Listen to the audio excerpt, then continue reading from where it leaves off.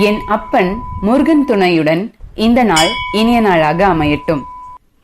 இன்னைக்கு ஒரு அருமையான எளிமையான பரிகாரத்தோட நான் வந்திருக்கேன். நம்ம சேனல்ல எப்போதுமே பணத்தை எப்படி ஈர்க்கிறது, எப்படி மேனிஃபெஸ்ட் பண்றது, நமக்கு இருக்க கடன் பிரச்சனையில இருந்து எப்படி வெளியே வர்றது, என்ன மாதிரியான பணத்தை ஈர்க்கிறதுக்கான எளிய பரிகாரங்கள் தான் பார்த்துட்டு இருக்கோம்.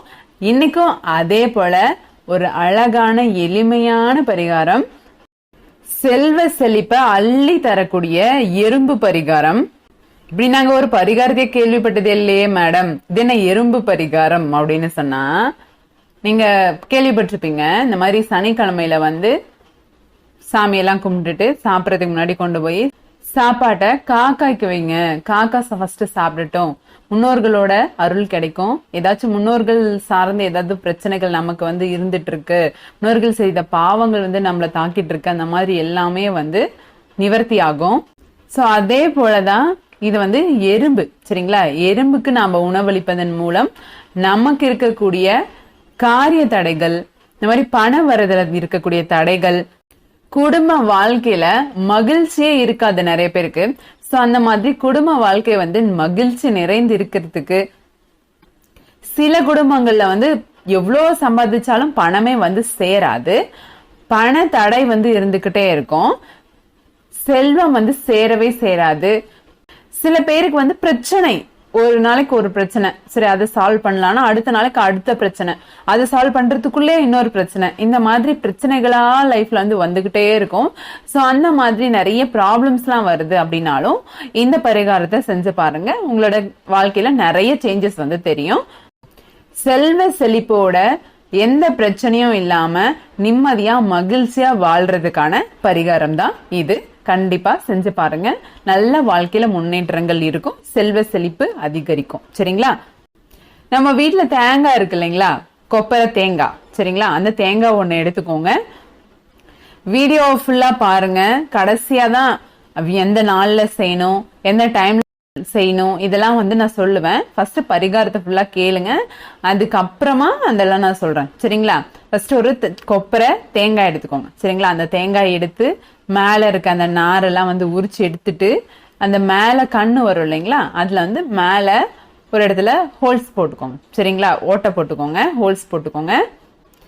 அந்த தேங்காயில வந்து நம்ம ரெண்டு பொருள் மட்டும் உள்ள போட போறோம். என்னன்னா கோதுமை ரவை. சரிங்களா?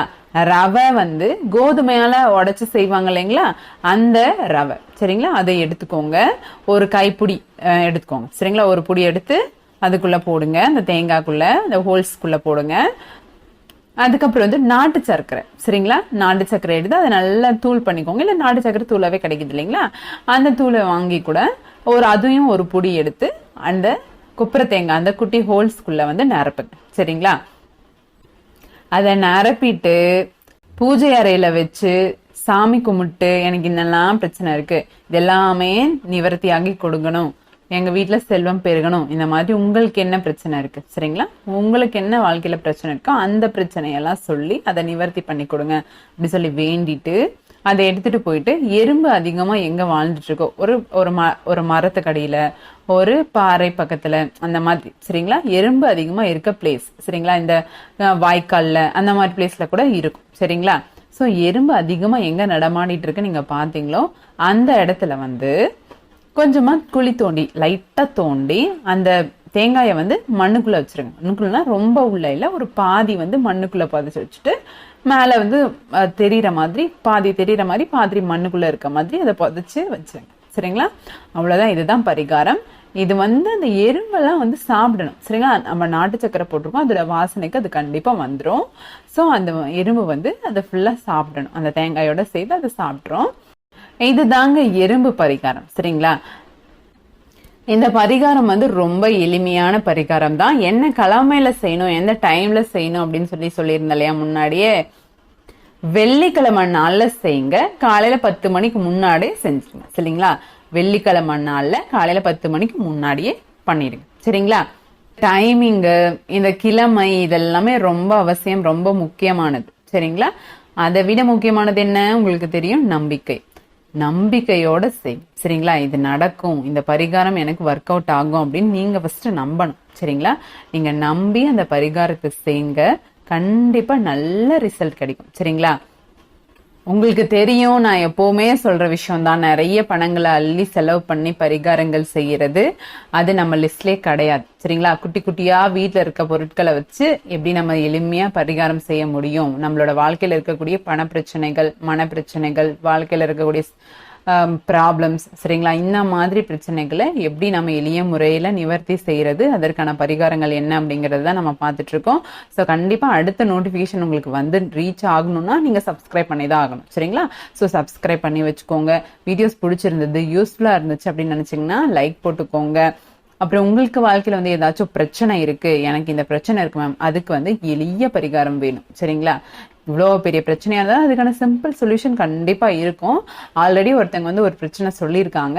ஸோ அந்த மாதிரி உங்களுக்கு ஏதாச்சும் பிரச்சனை இருக்கு அப்படின்னா கண்டிப்பா நான் அதுக்கான வீடியோஸே நான் கூடி சீக்கிரம் போடுறேன்.